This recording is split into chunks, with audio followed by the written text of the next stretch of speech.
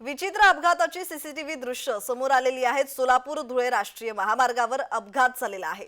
सोलापूर धुळे राष्ट्रीय महामार्गावर बीडच्या कोळवाडी येथे काल झालेल्या विचित्र अपघाताचा सीसीटीव्ही समोर आलाय। सायंकाळच्या सुमारास मांजरसुंबाकडून बीडकडे हरभरा घेऊन येणारा कंटेनर कोळवाडी घाटात अचानक समोरील वाहनाने ब्रेक लावल्याने truck, Eicher, tempo, Ashok Leyland, car, auto rickshaw अशा 5 ते 7 वाहनांवर आदळला।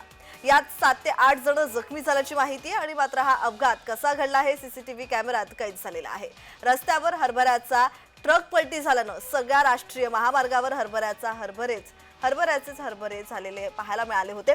आणि या हरभऱ्यावरती घसरून अनेक दुचाकी स्वार देखील अपघातग्रस्त झालेत। पोलीस प्रशासनाने येऊन रस्त्यावरील सर्व अडथळे दूर केलेत। मात्र तब्बल 1.5 तास वाहतूक कोंडी झालेली पाहायला मिळाली होती।